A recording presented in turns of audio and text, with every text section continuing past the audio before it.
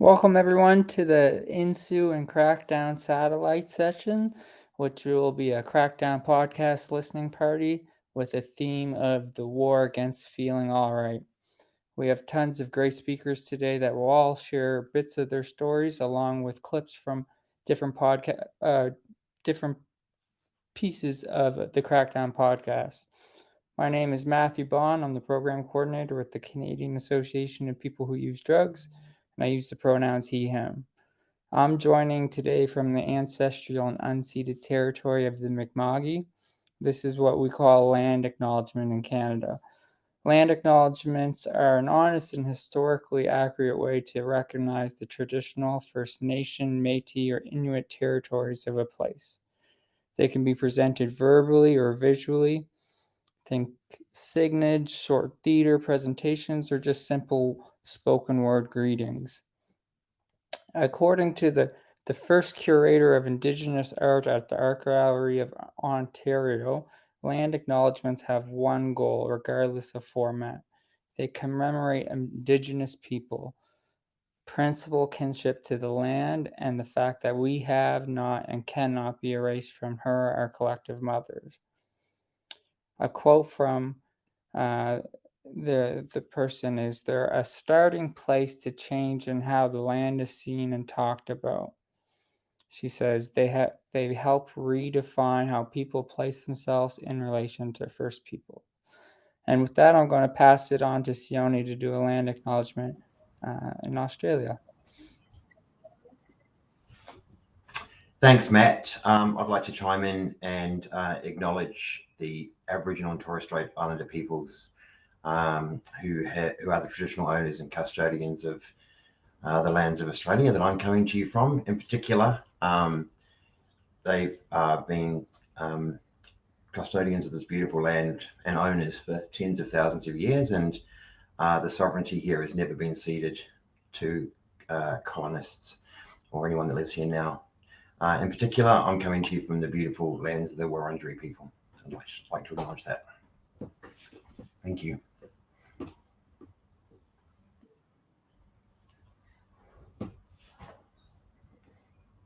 Welcome, everybody. My name's Garth Mullins. Good morning, good evening, good night, good midday, whatever fucking time zone you're in. I hope you're doing all right. Yeah, I'm the host of this lovely panel that we're about to have. And as well, I'm the executive producer and host of the CRACKDOwn podcast, which is made by people who use drugs about the drug war. Today, we're going to have a bunch of different speakers. I'm going to play a little bit about what we're talking about the war on euphoria. I'm going to play clips off the podcast and just explain what's going on. First, a bit about me. I'm basically just an old school dope fiend.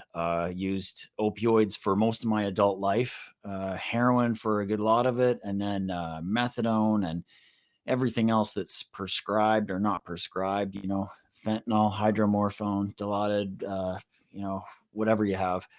And that has really been a defining part of my life. Never really talked about it until the last few years. I was very ashamed of it.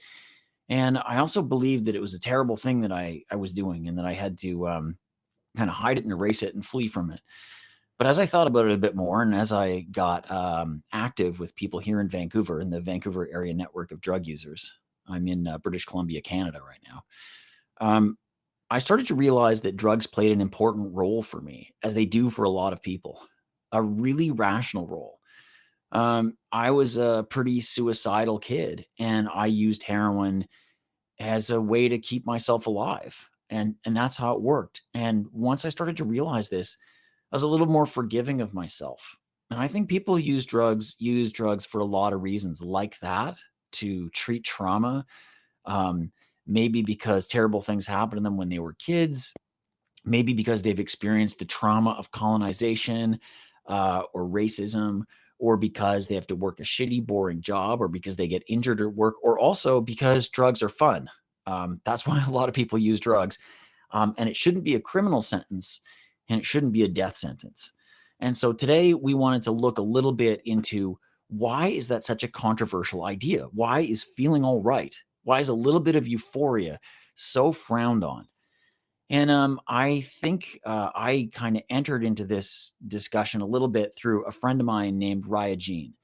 Raya has been on Suboxone for the last several years, but it was a real struggle. I want to play you a clip from our recent episode called Cop Baked In, where Raya explains a little bit, or Raya and I explain a little bit about what Suboxone is. So can we roll the first clip, please, Heidi? Thanks. She explained to me that, okay, well, like, I don't think we can help you unless you're going to go on the medication, the Suboxone, because that's what we do here.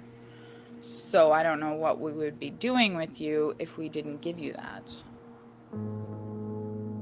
Suboxone is the brand name for a medication prescribed to treat opioid use disorder. It was first developed in the 1960s as a painkiller, meant to compete with codeine. But when scientists tested the drug on morphine-dependent monkeys, they discovered it had a unique effect. And that meant it might be more profitable as an addiction treatment medication instead. The primary active ingredient in Suboxone is buprenorphine. This acts as a blocker to other opioids. Buprenorphine. And so she patiently, very patiently and sweetly, syruply, indulged all of my questions. Even drew some little diagrams for me, and then said, okay. What little diagrams? Well, she drew what happens to the receptors. So the receptors are open and they all get closed by the Suboxone, by the buprenorphine. So you're gesturing to me like a nice little helpful person closing a rabbit hutch is what it looked like. Yeah. Yeah. And it just closes them and it seals them as long as you take it every day. And that's what happens. Bingo, bango. And you can't use because the buprenorphine is covering these little rabbit holes. Isn't that cool? Ask your doctor for more information about Suboxone because opioid addiction is not something you should have to go through alone. The nurse explains to Raya that once your opioid receptors are covered by Suboxone, you can't really build a high. If you try to take more Suboxone, the feeling won't really increase. If you try to take some other kind of opioid, like heroin or methadone, same deal. You can't build it up. You can't get high. If you try to get creative and shoot Suboxone, then you're in for a world of hurt because Suboxone has naloxone in it, and that shit is going to drain your system of opioids all at once. That's called a precipitated withdrawal, and it's vicious. All of this made Suboxone a lot different from methadone. Many methadone users like me, well, we chip. We don't always stick strictly to just the methadone. And that means we top up our prescribed dose with illegal opioids. It's a lot harder, though not impossible, to do that on Suboxone. Raya says that this was all advertised to her as one of the main benefits of this stuff, that she'd have less craving and withdrawal symptoms, and less euphoria too. This is what they said. Some people will say that at the beginning they have this euphoria feeling, but I think it's more just the absence of sickness. But whatever it is, it will go away. Don't worry. Okay, I'm not worrying. It's like as if my biggest fear is that my medicine would actually make me feel good for an extended period of time.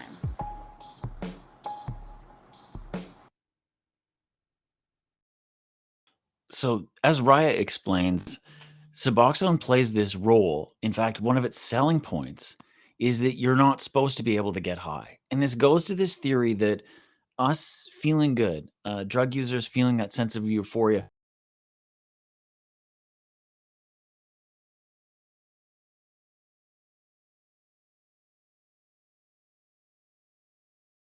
it's everything.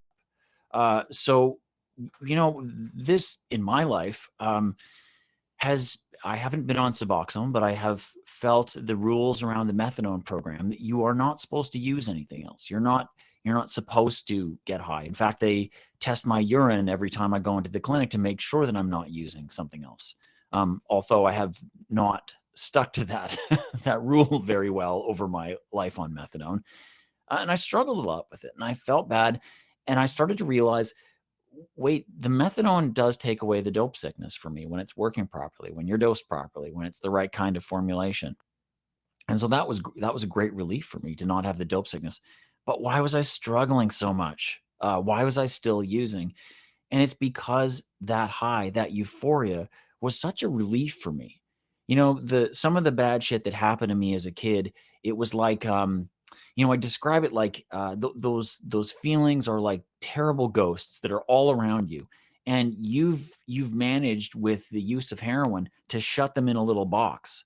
But then when that euphoria, when that heroin's gone, it's like the last scene from Raiders of the Lost Ark, with Indiana Jones, where the Nazis capture the Ark of the Covenant and they take the lid off and all the ghosts fly out and they melt everybody's faces.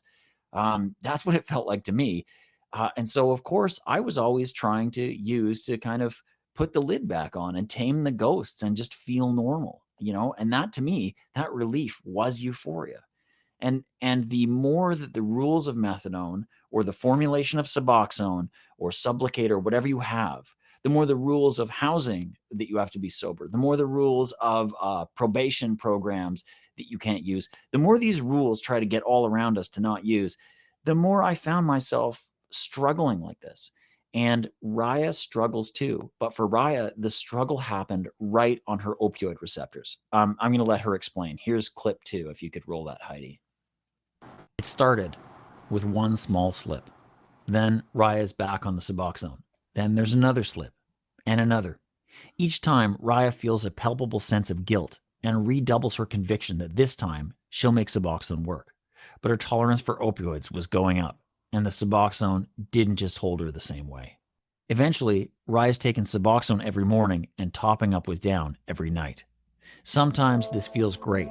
Other times it causes a storm of sickness and anxiety. We started to call this the cop baked in effect. The drug is sort of fighting the fentanyl for your receptors, right? The cop is fighting the evil drug for your receptors. And I can feel that fight. My body starts to feel that fight. What does it feel like? It feels like the most horrible anxiety attack that you can imagine. It's like my body starts to sweat. It's like my face is completely wet. I get that prickly kind of tingly feeling all over my body. It's almost like it's like early withdrawal kind of, but it comes on so suddenly. And it's just this feeling of like dread and doom. And your body feels like it's in resistance to something, but like you really just want to relax. I really just want to relax, and I can't. And even if I try to take more, smoke more fentanyl off a foil, for example, that doesn't seem to make it go away. So you have to wait for the cop to go off duty. Yeah, or lose. Lose the fight? And lose the fight, yeah.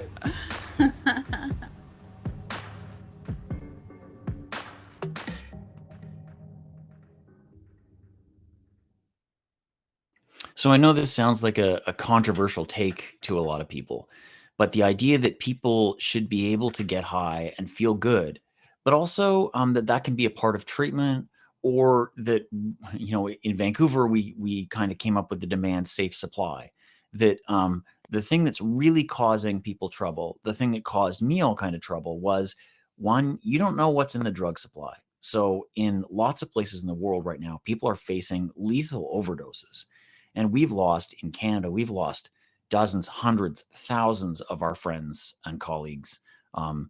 Perhaps in the last 5 years, 20,000 people in Canada have died, and we have a relatively small population here. British Columbia has an overdose rate that's, almost at the top of the world, an overdose fatality rate. But two, because drugs are illegal, you can go to jail, so you have to use in secret. And three, because of the illicit market, you will bankrupt yourself. You'll be broke all the time and poor. And then the four, because they're illegal, society will ostracize you and kick you out.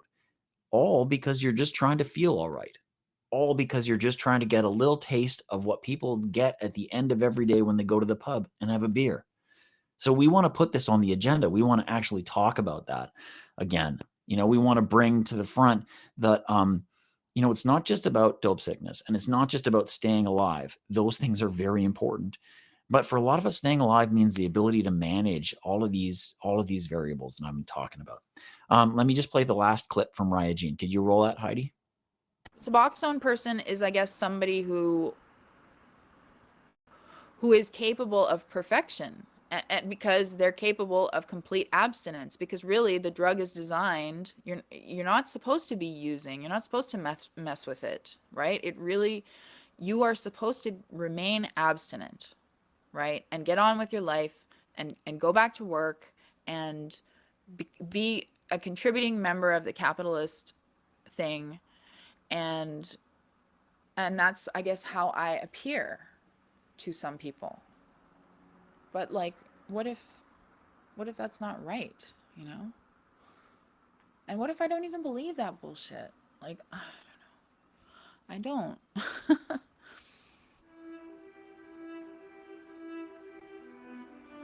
People get high because of a reason, whatever the reason is, right? And so you can't just take it away from them. That's not going to work. So if a drug is blocking me from getting my needs met, then that means I'm not getting my needs met. I just don't believe that you can deprive somebody of their coping mechanism, plus their family connections, plus any social connections that they have, and that they are going to get better. That's what causes most of the trouble, right? It's other people designing drugs for us, but really they're designing them for themselves and what they feel comfortable with, right? And that's never going to work. So stop trying to do that. It doesn't work, you know, like, and if you do that, then you got to be honest with people about the fact that, okay, look, this is a drug designed for people that are going to be perfectly abstinent. Are you that person? You know? But they don't say that. No. They don't say that. Why not? That's what they believe. They're trying to trick us or something.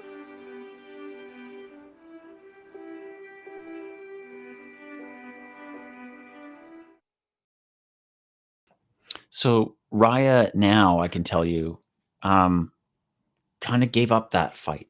She decided she was struggling for this pure abstinence eventually, you know, struggling to follow the rules. And she decided that she wanted to balance her life, which meant sometimes using. She wanted to reduce the harm of that. And she wanted an OAT or some kind of medication that would take care of her during the in-between times, but not fight her when she wanted to get high. So she got on methadone. And, you know, she's still adjusting over to that, but she said it was a great relief. She told me suddenly she could just get up in the morning and do the things she wanted to do, like make toast or write in her journal or do art or go to meetings or whatever. And I really felt that, because I have spent a lot of my life fighting to get to this place of abstinence that I can't do. I can't get there. I'm just not like that. And that's okay. And I think we want to put that back on the agenda. You know, in too many places, this is sort of like the default setting. So today I wanted to introduce you to a panel. I'm going to take you through one at a time, but I'll tell you, we got Sione Crawford, Angela McBride, Judy Chang, and Matt Bond. And I'm going to take you to each of them, and we're going to talk about how euphoria and these insidious attempts to control euphoria have impacted people's lives. Everyone's got a little story. And so we're going to start by talking to Sione in Australia. Are you there, my friend? There he is. Sione, could you introduce yourself for us? Sure. My name's Sione, and I'm from New Zealand, Aotearoa originally. I now live in Melbourne, Victoria, and I work at Harm Reduction Victoria, which is the drug user organisation here in Melbourne. I've worked in this kind of drug user organising for the last sort of 15, 18 years, something like that. Thanks. You know, when we were talking about this before, you talked about how the space of euphoria and drug use could create for you your own little sort of mental cubbyhole. Could you explain when you figured that out and what that means? Yeah, sure. So when I lived in New Zealand, when I was a very young man, I used, over there it was morphine, and we'd bake it into, we turn it into heroin basically. Did that for a number of years, and then I ended up stopping using for a while, like people do, moved to Australia, and through a whole chain of events anyway, which mainly revolved around a relationship breaking up, I ended up deciding quite kind of logically in my mind that I wanted to start using again. And for me, at that point in time, it was really a space to kind of relax away from the world, I guess you'd say. And it was a conscious decision to have a space that was my own. So my partner did not use, the person that I was breaking up with didn't use. And it was sort of like a repudiation almost of that relationship. It was like, right, this is my thing that I've done before, that I really, that I kind of identify with really strongly. And I'm going to go away and do that for a while for myself every now and then. And it was like my little secret, but it was not a shameful secret at that point. Tell me about the rational choice to decide there. You said this decision point where you quite consciously decided. People always think that we're these out of control zombies, that we can't manage anything, we can't change our behavior, we're not in control. But you were telling me you made a very deliberate choice there. Can you tell me about that? Yeah, I mean, I did not have a habit or anything like that. And I didn't have a physical dependency. I hadn't used for quite some time, but I knew exactly how opioids made me feel. I knew exactly what they would bring to the table for me at that point in time. And it was that space that was my own. And I think it's hard unless you've used opioids in that way and sought euphoria in that way. It may be tricky to understand, but there's a piece, there was a part on the podcast with Ray that I listened to where she talked about vomiting into the toilet and how awful that looks from outside, but within, when you're using opioids and that happens, you're in that space and it's your own. And even that experience is actually something that fundamentally you end up choosing. And yeah, Raya said it's like bringing up silk, and it's I know it's hard for people to imagine, but it is sort of like this great feeling of, I don't know, it feels good. You sort of know once you stop vomiting like that that sort of honeymoon starting period of using when it's really good is kind of going away. Once that's when I started using again, I would vomit like that. I was like, oh, that's right, that's being really stoned, great. And then later on down the track, when that went away, I started realizing that it was becoming more of a routine. Yeah. I mean, I remember when I was a really young guy, I was in the Taco Bell in San Francisco in California. I was in the bathroom there and I fixed and I went out, I was going to get a soda or something from the Taco Bell. And, there's a kid's birthday party going on. I was like, oh, isn't this nice? And I was just feeling very, very calm. And all of a sudden I realized, oh, this is really good dope. I'm going to throw up. But there was people in the bathroom. And so I had to run outside. I was like, I can't throw up around this kid's birthday party. So I ran out the door. I ran around the window and I just, blah, it was so great. I was like, it's like I'm conducting a symphony. This is lovely. And I turn around, I realized I wasn't behind a wall. It was the window into the Taco Bell, and all the kids were in there staring at this freak outside throwing up. And but I definitely feel what you're talking about. I never thought we would talk about the euphoria of throwing up on this panel, but this is good. No, until I heard that when I listened to it yesterday. Yeah, she has quite a way with words, does our Raya. Yeah. But even that running around and vomiting in front of the kids, a lot of people would see that from the outside, and it's like how awful, you sort of, this gross junkie throwing up in public in front of these lovely kids. But even that, I mean, I'm assuming that you were fixing in the toilet at Taco Bell because you had nowhere else to do it. That's right. And that wouldn't have happened if there had maybe been an injector room in that neighborhood or whatever, So quite often we're sort of funneled into these choices, which I guess fundamentally are choices when you think about it, but really aren't choices when you take it back a few steps. Yeah, I think that's a really good point. I think everybody who makes a choice in society does it the same way we do, is that you have some element which is your own agency, and then you have this big element which is the world and its constraints around you. So if you're buying a car, it's not your own choice. It's how much money do you have? It's what's available. It's every choice we make in society is a balance of the structural forces and the agency we have as people. And I think that everyone has to remember drug users are always trying to have a little bit more agency and self-determination, but we're also facing some very daunting structures. So it's a very constrained kind of choice. I totally agree with you. And when I hear you saying you're taking that choice to start using heroin again, and really understand it, right? Because it's like, given the structures, given what's around you in your life, it makes sense, you know? Yeah, absolutely. It's a 1, 2, 3 step that makes a lot of sense. And certainly at the time I felt like not confident in my ability to not get a habit again. I never felt confident in that way, but I did know of a few things I could do to maybe to make using a positive force, at that point in time. Just things like not using 2 days in a row and keeping amounts pretty small and stuff like that. Do you and how are things now?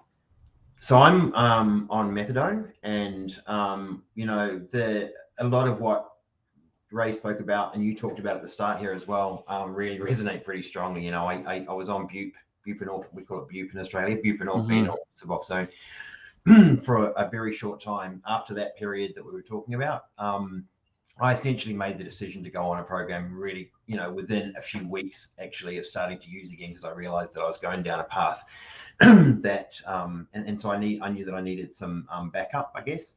And for me, the buprenorphine was awful for all the reasons that Ray actually talked about. I felt like I was continually electrified, my nerves were jangling, and felt my body felt at war with itself a lot.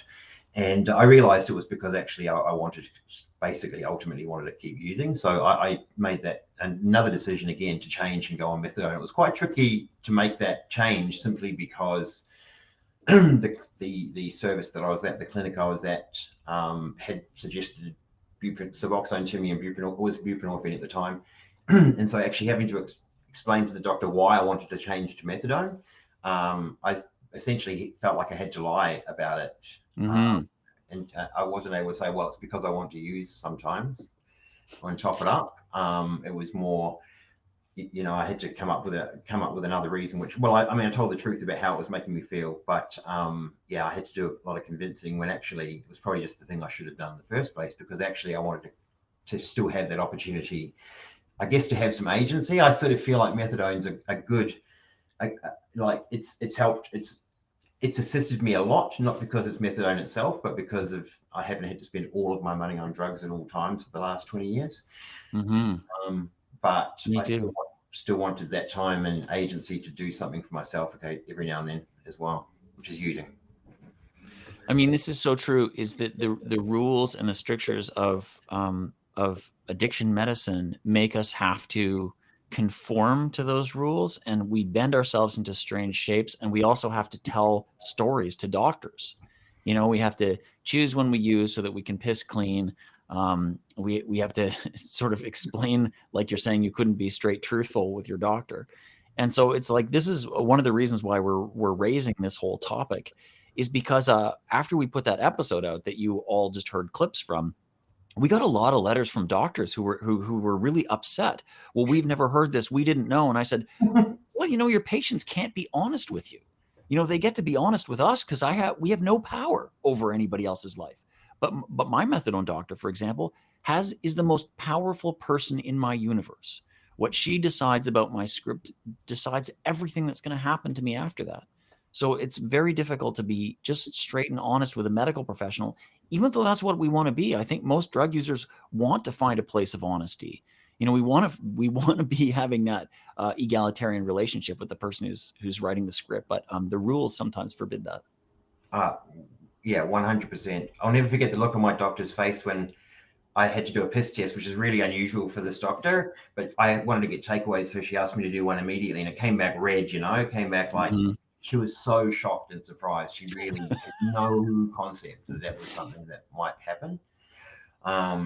And yeah, I felt I felt kind of guilty, because I felt like I would have been honest with you if I felt like I could be, but why I'm not. I know there's a lot of doctors that probably are listening or might hear this, and I think it's important for them to know that it's not just us that lies to you. Everybody lies to you. Like everybody lies to the doctor. I think you'll find that's true.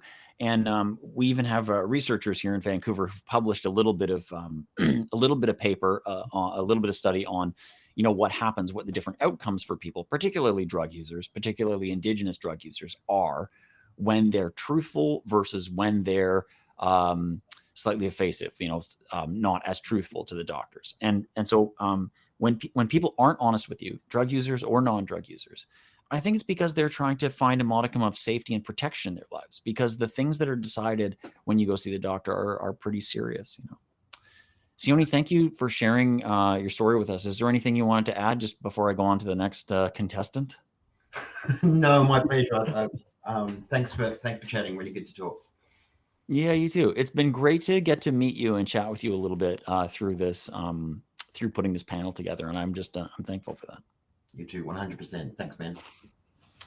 Angela, step right up. Angela from South Africa. Are you in the house? I am in the house. Yes, I am. All right. Good to see you. We were, I'm going to ask you about the same sort of thing, but when we were talking, back and forth on a Google document about this panel, a phrase you wrote really sticks in my head, and it's that drugs give me time to respond.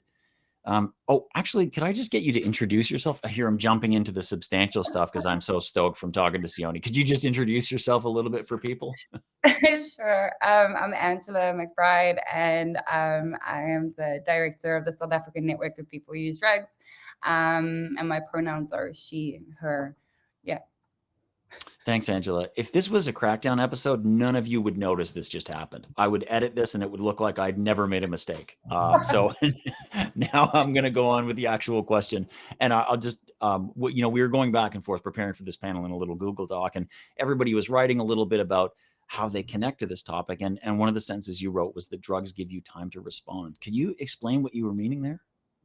Yeah, so especially when it comes to like processing things. So and I think we all have, like you spoke about it earlier, like traumatic experiences and, life shit. And I found that like one of the ways that drugs have helped me is that I can put the processing on pause. I can arrange a space and a time for me that best suits me to have a proverbial emotional breakdown, but which usually leads to like an in-depth space for processing and processing the trauma and the past experiences. Because usually as well, like I say, I struggle to dedicate or to allow myself time to feel, and I don't necessarily want to, or most of the time I don't want to face in the space to do it. So, being able to use drugs to pause and to take a moment and respond to me, as well as respond to external factors and experiences, even just, smoking a J before I go into a meeting to make sure I'm not having heart palpitations, or something to that extent. Yeah. And I know we haven't got to talk very much, so I feel I always feel a little guilty, like asking people personal questions when I don't know them too well. I guess I'm getting used to that being in the podcast. But can you remember when you first realized you were doing this? When you kind of became conscious and started to be conscious about doing instituting this into your life? Yeah. So I went through quite, like, when I was in my teens, I used drugs in a way that was harmful for me. Also because I didn't understand. I didn't know how to use drugs. I only had the train spotting and Requiem for a Dream and all of these beloved, Right. infamous movies were my points of reference. So I used drugs in a way that was hurting me, and I went through a period of abstinence, and within, that 12-step model, I found that there was a lot of perpetuation of guilt and shame. And, it's come up a few times, is that like trying to fit into a box and being told what that box is instead of like getting the space or given the space to create what works for me.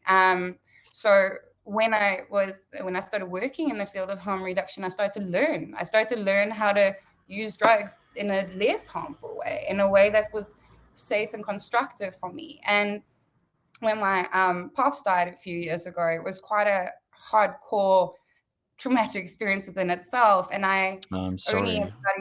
no, it's okay. It's all right.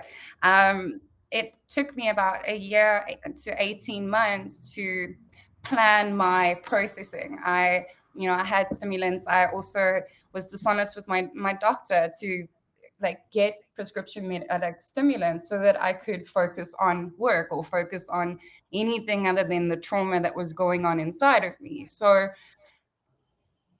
fast forward a few months where I could set time aside, like New Year's, and I sat and I made the space. I had my own space. I set the music. I set the environment. I was on my own, but I also made sure to let my family and friends know that I was doing this and this is how it's.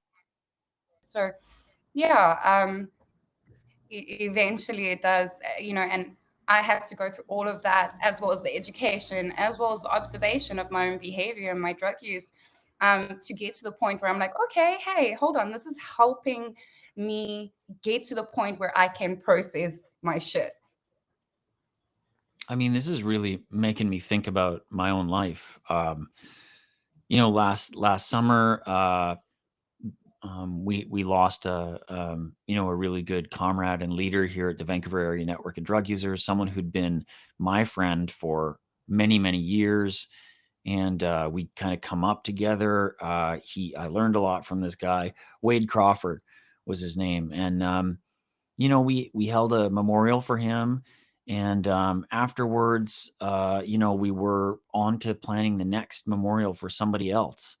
And this has just like been never ending around here since 2016, but really in a way for most of my life. But there was something, it felt like something was letting go or breaking inside. And so I did use opioids right then.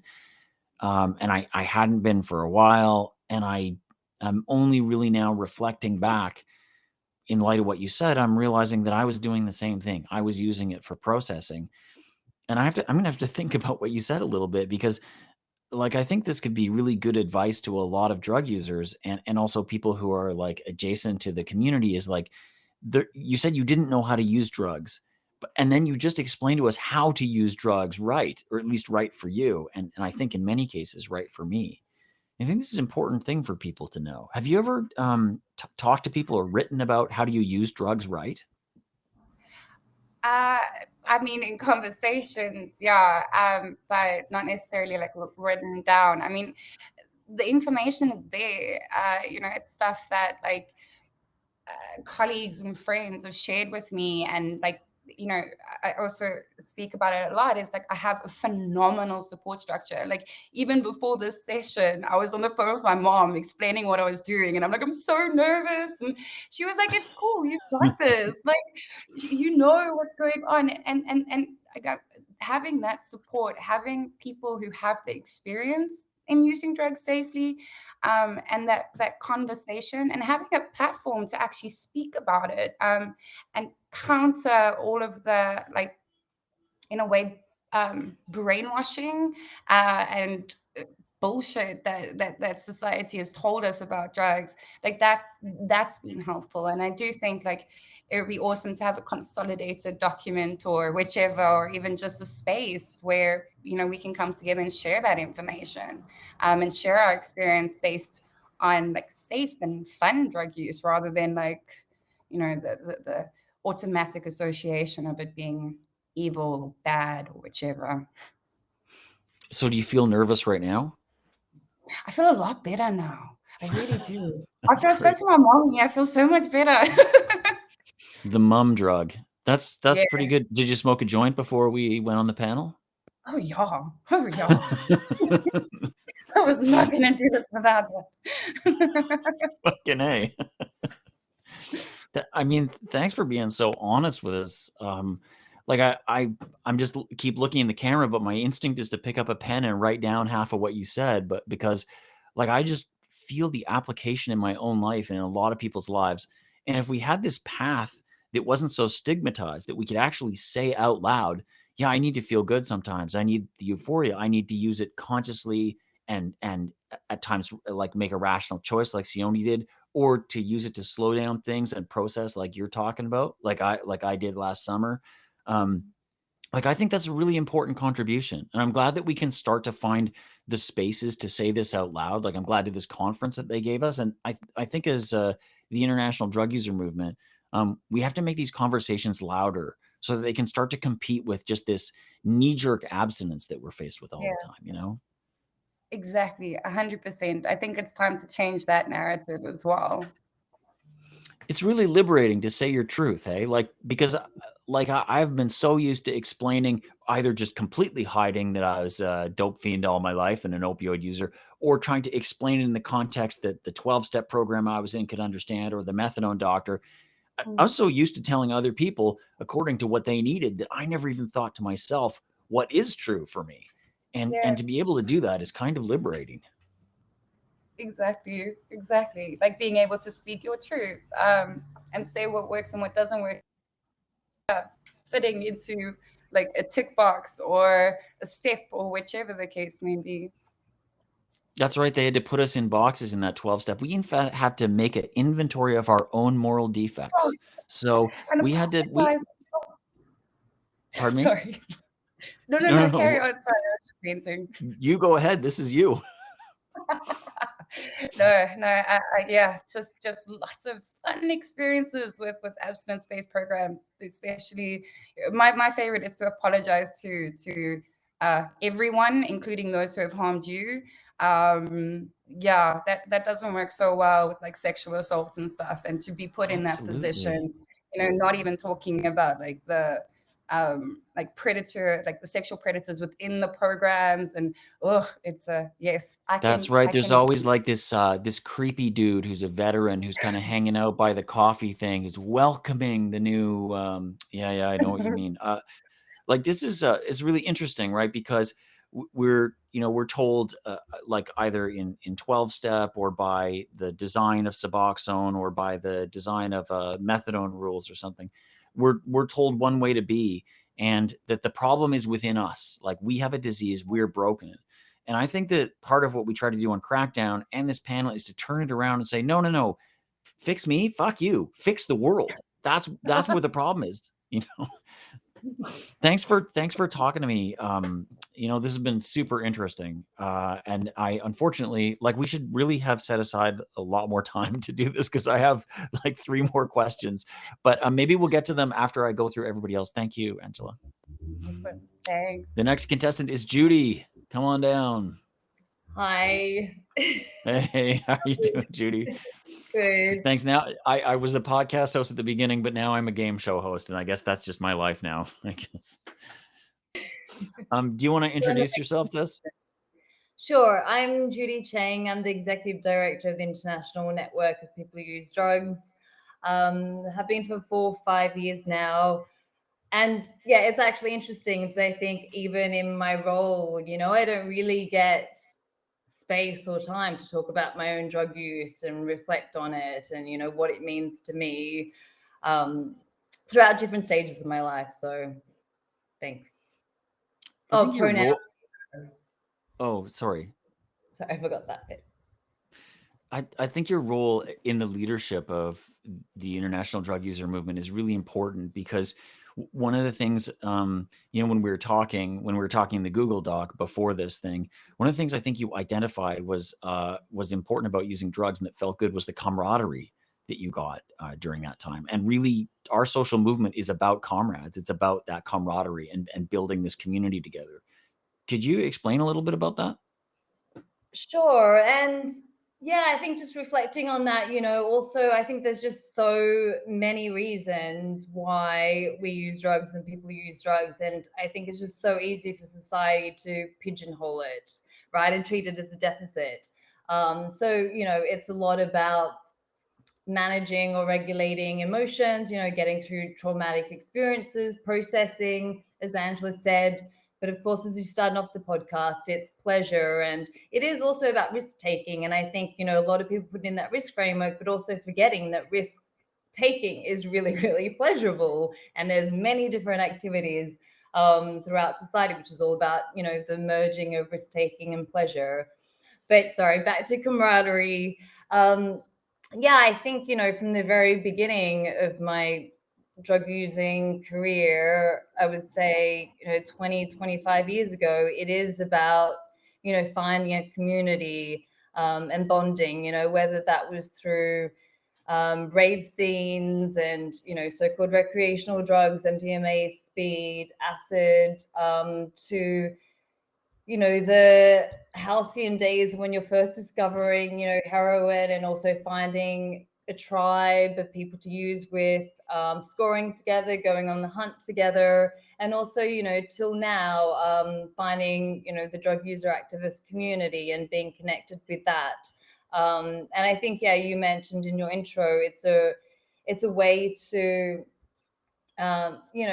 mitigate or reduce the shame, right? Because, no matter kind of how resilient we are and have proved ourselves to be, there is that lingering self-stigma and the shame and the way, the public perceives you. But I think, really being able to find power in the drug use activist community and, being proud and seeing it as a sign of resilience and, being able to get through things that I think a lot of other people, wouldn't be able to, and still being proud about that and being open and public and, sharing your stories. I think there's real power in that. You talked about the halcyon days of finding a community of heroin users. Can you take us there? Like, if it was a movie, what would the scene be? We were talking earlier, I think it was Angela had mentioned, that all they had was train spotting and stuff like that. So if we were to remake the movie, if we were to make the movie that we would want to make, what would the halcyon days look like? Well, I think it's funny because I can't remember how old I was when I watched Trainspotting, but I was thinking, I actually thought, that's why it was, attractive in a way, right? And that danger. And, I think with my heroin use, like, I think I actually, wanted it, it was attractive to me. I don't think it was something that I was scared of. And, somehow, the idea that what you put out into the world, you kind of get. And, I was connecting with people that were using before I had started using. And, that's how I kind of got onto it. And even, of course, yeah, the first time it's kind of like smoking a cigarette, lots of vomiting, but, you kind of, yeah, there's things you get out of it and you just kind of like keep on going and connecting to people, right? It's not just always, I don't know, you're a victim that falls into it. It can be very intentional in a lot of ways because you are, processing a lot of things because you are getting something out of it. And I think that's what a lot of people, don't realize. As you mentioned, it's always seen as irrational. But for me, yeah, it was a very rational response to, a very rational world, whether it's trauma or just isolation, racism, there's so many structural problems and so many issues in the world and so many inequalities that, I think drug use is a very rational way of responding to that when you do, individually have a hard time in dealing with that or being exposed to all the inequalities and injustices. Yeah, in Canada here, about a kilometer from where I'm sitting, opium was criminalized in 1908 out of white supremacy. It was a way for the Canadian government to target, this immigrant laborers primarily from Japan and China in this big wave of anti-immigrant panic and fear and racism that was mainstream politics in British Columbia and Canada back in 1908. There were just like, very high powered politicians who this was their main platform. And so this was engaging with those politics and targeting people. But in Canada, we typically like to kind of be a little polite. So you don't say the out loud thing that you're actually doing. You do this little trick where you're like, oh, we're just going to use the Opium Act to go and attack people. Could you explain a little bit more about how racism and targeting drug users or the shame fits in altogether? I think this is something people don't really think about the drug war, how fundamentally, deeply racist it is, not just by accident, not just a byproduct, but at its very heart. Yeah, I mean, yeah, as you mentioned, it was to target like migrant Chinese communities in Canada, and it targeted smoking opium, right? It's not injecting, because that was a practice that amongst Chinese communities. And, you know, I've done a lot of reading on it as well. And, you know, opium smoking has been part of Chinese society for, you know, hundreds of years. But because it was a lot of the wealthier communities doing it, you know, it wasn't seen as a problem for so long. But, you know, I think it's also just proof that it is part of human experience, and, you know, it's always been there. But then it gets, you know, weaponized, and it's been heavily tied to racism and this fear of like people taking over your jobs and migrants and etc. It's like, okay, you know, we have to bring people down some way who are a threat. So yeah, and hence the drug war. But yes, I think, you know, there's a lot more conversations about links between racism and the drug war, which, you know, needs to be exposed and expanded. So yeah, I think it's, you know, conversations we, you know, need to keep on the agenda as well. But yes, it's always been about, you know, othering and attacking. Mm-hmm. We had a lot of very racist media representations that sort of fanned the flames around that time, and we were talking about train spotting a couple of times on this panel, and it's funny because that's a more modern representation, and people have kind of picked apart that film. And when I was in Glasgow in 2019, and I ended up hanging out with a group of drug users there, I was saying to myself, don't mention train spotting. Don't mention train spotting. It's such a tourist cliche thing to say. Don't say it. Don't say it. And then somebody else did. And then everybody had this big conversation about train spotting. And of course, people had personal connections to someone who was in it, or they used to live in Edinburgh or whatever like that. And by the end of it, we had a sort of whole discourse on whether it was good or bad, whether they liked the representation or not. They had decided that I was more like Spud than any other character in there, but that there was the idea of humanizing the people who use drugs and just showing that people are using it for euphoria and it's not all bad and zombies and stuff. Made it come out with a good grade in the minds of people, and these are people in Glasgow who'd been using heroin for decades. Yeah, I think it was packed with cliches, of course. Looking back, I think, yeah, maybe I was 12 when it first came out. But yeah, as you mentioned, it is humanizing and, you know, creating these beloved characters who are like using drugs and dependent on drugs. And I think, yeah, that's, you know, some of the power of it as well. But yeah, you were speaking before about halcyon days of, you know, when you're first starting heroin.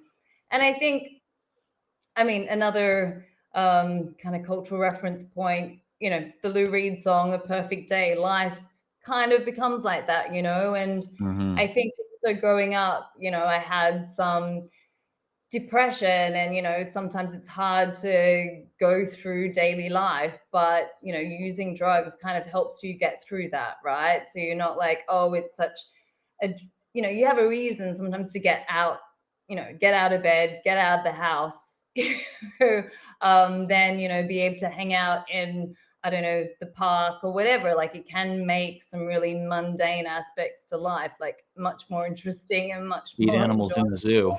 easier to get through. Yeah. No, for sure. I mean, when I saw that film ages and ages ago, that's the part I thought they really got right. Like when they hit the Perfect Day by Lou Reed, as like, oh, someone really knows what's going on there, at least part of the time. Thanks for talking to me, Judy. I really appreciate it. I'm gonna go to Matt now. Matt Bond, my friend from many time zones east. And Matt, you want to say hi and introduce yourself? Sure, and it's been great listening to everybody. But my name's Matthew Bond. I'm the program coordinator with the Canadian Association of People Who Use Drugs. Also on the board of INHSU, and yeah, I've been using drugs for, geez, it's been about 20-ish years now, on and off, kind of like feeling that I had to be off drugs for a lot of my life. So now I just accepted that I use drugs. I like who I am when I'm honest about myself, and that I can be honest about myself. Um, But I still get a lot of backlash from it, from my family, from my community, from people. Just they can't accept me for being a drug user. Let's talk about that a little bit. When we were getting ready for this panel, and Matt, you really played a big role in organizing this and bringing us all together. So I want to acknowledge that. But when we were talking about it, you brought us back to like a time in grade 7 when you found weed in a cookie jar, and it gave you some moments of euphoria, but also introduced you to sort of punishment and ostracization and all that. Can you tell us that story? Yeah, sure. It's so funny every time like I tell my story and I mention the cookie jar, like everyone wants to know about the cookie jar. But my mom hid her weed in her cookie jar, and it was one of those like cows, that kind of had the arms and screwed the his head off. But she would Like, did hide. it moo when you open it? Like, did it bust you and narc on you when you were no? No Not mooing. enough. It was just Yeah. kind of like a porcelain cow. But, like, it was in the most obvious spot, like, and I don't know if that was to be, like, conspicuous, like, I wouldn't look in the cookie jar, but, What kid is not gonna what look in the cookie jar? looking back at it, it was actually my friend that found it, so maybe she did something right. So my friend, who was a, more experienced user, he kinda had an older brother that was smoking weed, he was over, and we were just doing what kids do, kind of looking around, and it's kind of that experimenting phase of like, oh, what are we gonna do after school today? And so he found this bag of weed, and we pencil rolled a joint, and we went on my mom's back step, and she has all kinds of plants, and we smoked it, and I just remember like for the first time, like laughing and like really kind of like laughing and like just that nothing, almost like when you take shrooms sometimes and you have that like geek out. But it just felt okay to be who I was, right? Like I didn't have all these little insecurities and all these little like things that always picked away at me. um but of course, like we end up smoking half the bag, and you get in trouble. Um, but it's like, thinking What back, happened? What kind of trouble did you get in? oh, I got, grounded. I wasn't allowed to hang out with him, my friend. Like not allowed to watch TV or go out besides school, things like that. And but thinking back at it, it's like they're grounding you for their shame or their insecurities. I'm smoking their weed, but I get in trouble, right? And it's like it never made sense to me. And nowadays I can have like a conversation with my mom about smoking weed. I can smoke weed with her, but other drugs, it's just off the table. Like she's still one that will not accept me for my fentanyl use or my benzo use. And it's hard because she's one of the only like real supports in my life, right? So it sucks. Like I hear everyone talking, having to lie to the doctor. I have to lie to her a lot of the times, and it kills me to do that, right? I hear you. I mean, I'm kind of just in this weird place of last few years getting to know my parents a little bit, and me and my mom haven't had this kind of conversation. But I know she listens to the podcast, so it's kind of like that's a weird feeling. But I hear you, and I guess a lot of this panel has been about how important it is to have the right space to say our truth. For people's views to not be so hardcore that it shuts us up from saying what we need to do. Do you think your mom's view would be different if it was prescription fentanyl, like if she knew it wasn't as imminent a threat of overdose? 100%. Like methadone's fine. Anything like I'm prescribed methadone, Mm-hmm. benzodiazepine, so Valium, uh, Vyvanse, so more or less an opioid, a stimulant, and a benzodiazepine, and all that's fine. But when I start using illegal substances, um, she shuts me out. She won't talk to me. She kicks me out. She won't be around me.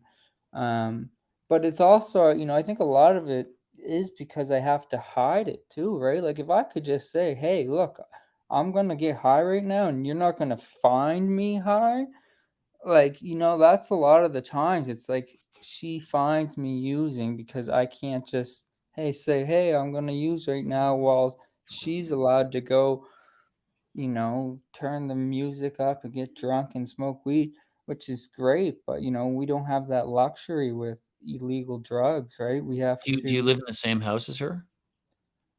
on and off. I have, but I'm not Mm, right now because of my drug use. And, right. I wish I could because I'm just not that stable to really have my own place right now, I don't think. And I think having that relationship with her is something that I like desperately kind of need. And we still do have it, but yeah, it sucks. And I feel you. Like she reads all my articles that I write and stuff, and she'll always like, if she reads something that she doesn't like, she'll always make sure I know it, right? I'll tell you about it, Like Lucy. it's like, oh, I saw that. I saw what you wrote about benzos last week or something. It's just like, I use these drugs. Like, like she knows I use them, but yet I have to lie to her about my use. I guess I'm thankful to both our moms that they're interested enough to follow this stuff along. But I really feel you that it's like the criminalization of drugs means that we don't know what's in the fentanyl. It means that it can overdose us. It means that our parents or people around us are going to worry about that. It means we could die, but it also criminalizes it. So it also kind of like troubles our relationships with people. And I mean, that's one of the things we're fighting for in Canada is just a known safe supply of fentanyl, so that if people are going to do it, that we can be more certain of the outcomes and safer when we do it. I think about all the things that would change because of safe supply, or all the things that are damaged because of prohibition, and now I add to that huge long list the relationship between Matt and his mom. You know, Yeah, Garth, it's so true. And it's like, um, I just think back over the years, you hurt the people you love the most, and it's not because you want to, it's because society is forcing you to. You're criminalized, and who do they call? Your next of kin, your mom, your whatever. Mhm, But these drug mhm. laws are so, they're racist. They're based in nothing. Like, you're allowed to go get loaded off of liquor and drive a car more or less, but I can't use a point of fentanyl, or I can't use a point of heroin, and it's, even on the East Coast, we haven't had heroin. Like, we don't have heroin. It's been like prescription pills I got kind of dependent on, and then it was uh, prescription fentanyl, and now fentanyl's here. But it's like, yeah, it's that criminalization is what really gets everybody, right? Like if we take that away, the stigma goes away. That self stigma. I think I heard Judy speak about it. I've had that my whole life, right? Like, Oh, but fucking A. Yeah. I just realized now it's because of the structures and it's the social stigma that is why I feel it. It's not really because of me. It's because of the way society is around us. That shame will just eat you up from inside. It did me. It'll make you into a different person if you let it. It'll make you a stranger to yourself. It'll prohibit you from even knowing who you are if that's all you have is your secrets. And to get in front of them and to find a place to speak them out it's hard to do, right? Like it's great that we can all talk on this panel, but like most people, they'll get fired or evicted, or their family will never talk to them again or whatever. So they got to just keep their mouth shut about it. Right. So it's like, I kind of all feel like this space is a great, a privilege for us that everybody should have. But until those laws change, people's attitudes aren't going to change. And, we're all still going to be in a world where people have to keep their secrets, where people feel shamed, and where you're where your mom is hassling you, you know, like where it's troubling your relationship about your mom. Well, Garth, you know what? Like, and I think I told this to you once before, but you know, your podcast was a huge reason why I started to kind of start to speak about my drug use, and you know that just to be able to say, you know, instead of saying hi, I'm Matt and I'm an addict, or you know, to be say, hey, I'm Matt and I'm a drug user, or I'm a drug user and my name's Matt, like that, it's so empowering, and it just, you know, kind of gives it back to the person, and you know, I'm not gonna lie about who I am anymore, and if you don't accept me and like me for who I am, then you know that's up to you. That's not up to me. It's amazing to say those words like, hey, I'm Matt, I'm a drug user, because for most of my life, we didn't have that word, right? We only had other people's words like junkie or whatever, you know, like addict. And in NA, you have to say, hi, I'm an addict or whatever. And I always stumbled on that. Like I never felt comfortable, never sort of flowed musically out of my mouth. And the worst words I just tried not to say because they poison you a little with each utterance when you're talking about yourself. But the ability to say, this is who I am, and I'm not going to be in denial of this part of myself. Like I mean, I am all those things. You know, I'm a junkie. I am a dope fiend. I am a drug user. I'm an addict, and that's okay. Like that's part of me, and I have to make friends with that person, and I have to let that person come out of the closet and join the rest of me. You know, like I think understanding why we use drugs is a big part of it. It's not something inside that we're broken. There's really rational reasons, as everybody on this panel has talked about, of why that happens. So Matt, I want to say thanks. And I think we're going to throw it open to like discussion amongst and between the panel, to the chat and the other chat. I don't know. I think there's two chats. You and Sione are going to be looking out for questions from people out there. So if you got something, if you wished I'd asked something and didn't, or if you think that we're wrong about something, feel free to put it in the chats, and Matt or Sione will pick it out, and we'll get somebody to answer that.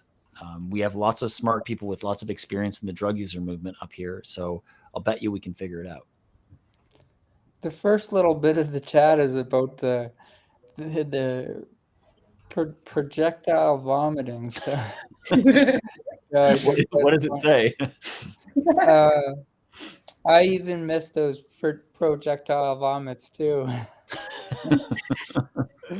Damn, well, maybe we should all have a puke in one time, you know?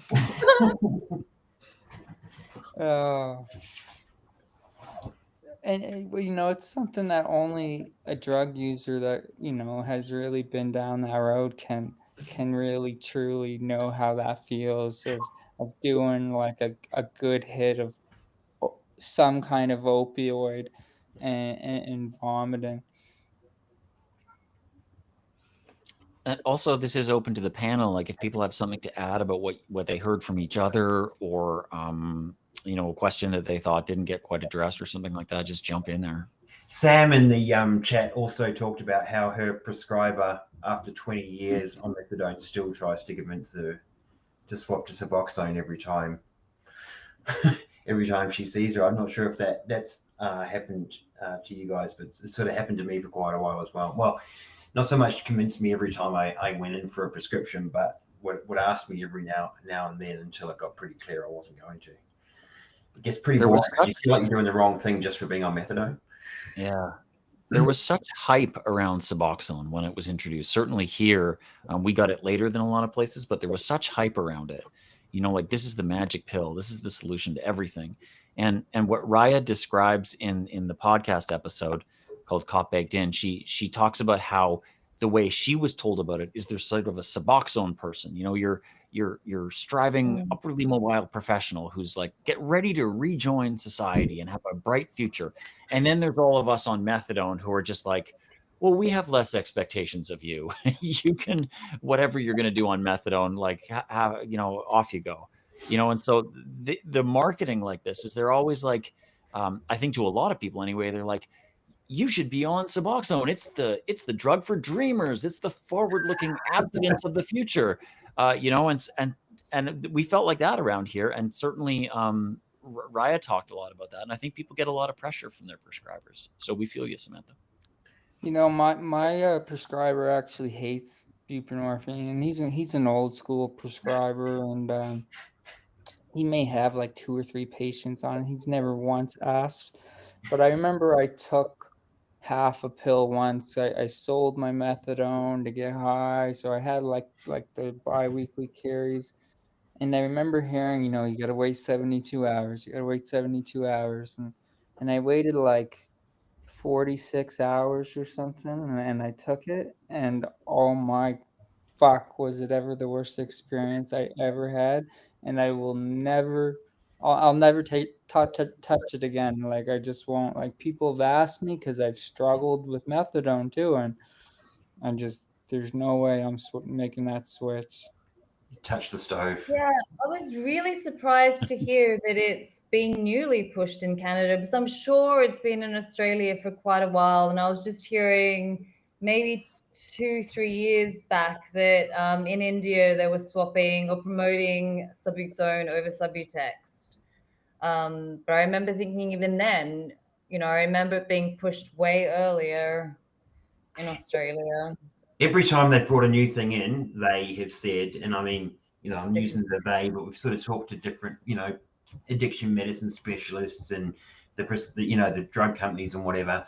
They've always said, no, this is about more choice. It's actually about more choice. So, you know, Subutex came in, and it sort of actually feels a little bit like less and less choice. And you know, every time a new kind, I mean, methadone's hung in there, which is great, but you know, you don't get Subutex and Suboxone in Australia anymore. For instance, you only get the one with Narcan in it.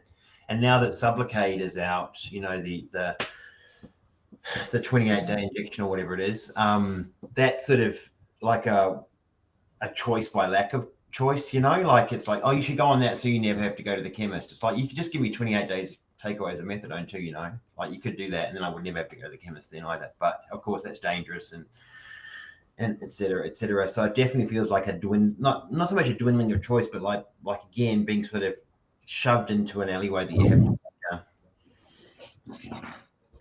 Yeah, I remember buprenorphine in Canada, really, like, even like it was only covered under pharmacare from ages 17 to 24. So if you were 25, you were screwed and you had to pay for it, and it was really expensive.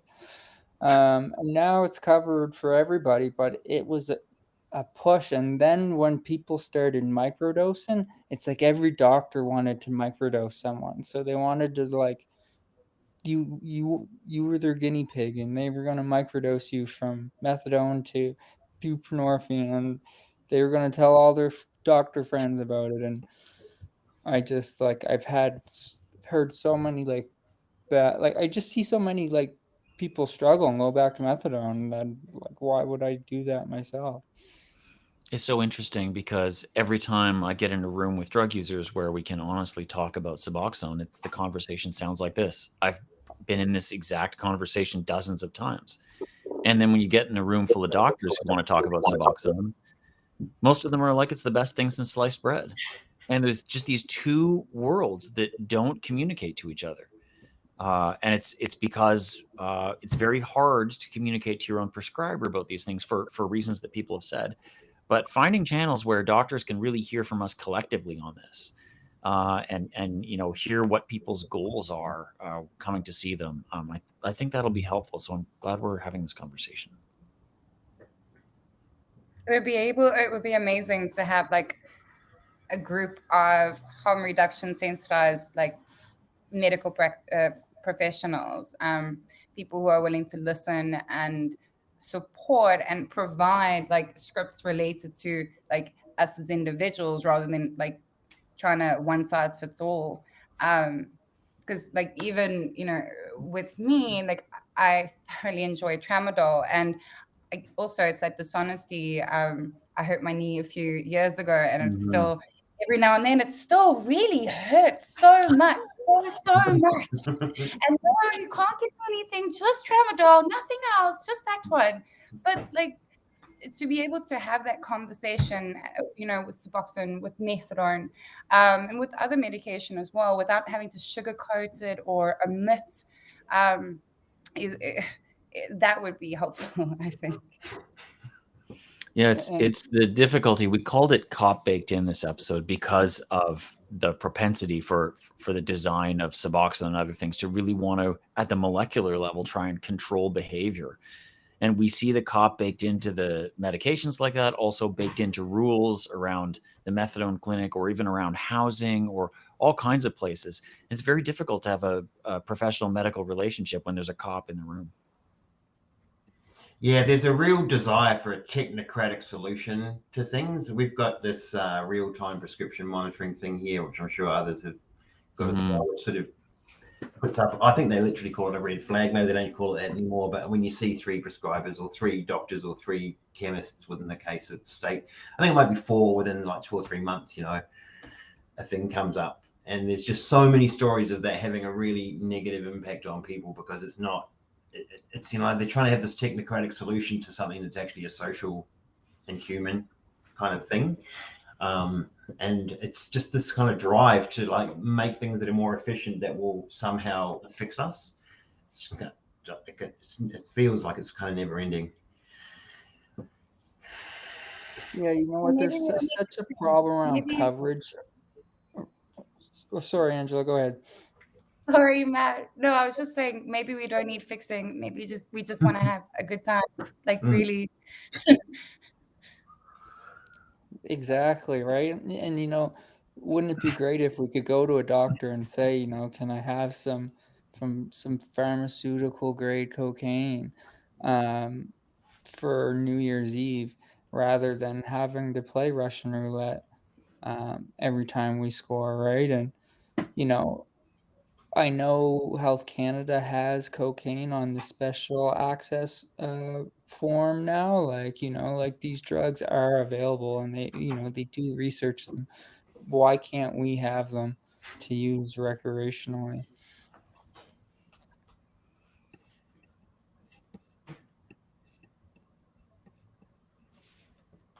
So if we don't have any other questions in the chat or comments or anything like that, Matt, I don't know if you want to lead us in a moment of silence. I can tell people a little background, and if they don't know, we in our drug user movement in Vancouver for a very long time, we've been mourning people who've been killed in the overdose crisis, or a previous overdose crisis, or in the HIV outbreak we had here because of scarcity of needles, or people who are missing from our ranks because they're in jail or something. So we often have a moment of silence at the end of meetings. Yeah, so if there's no other questions, as Garth said, I think, anytime we bring drug users together, and I just want to say how great of a space and connection this was to have an international representation from people from Canada, South Africa, Australia, London, all over the world talk about their drug use in an open and honest way. And, it's something that I think we need more of, right? We need more safer places for us to talk about safe drug use. It will save lives. But yeah, in any drug user meeting, we always have a moment of silence because we've lost so much of our friends. So we're going to take a moment of silence to reflect and respect everyone who has lost their lives due to failed drug policies. Words cannot express the tremendous amount of grief we have all experienced over the tragedy of this overdose crisis that has stemmed from the criminalization of drug use. As a community, we continue to mourn. Nonetheless, we continue to fight because we are resilient and refuse to give up. People who use drugs do not have a lot of allies. We need all the help and support we can get. We all know nice people who use drugs, and some of us are those nice people. Let's have a moment for those that we've lost.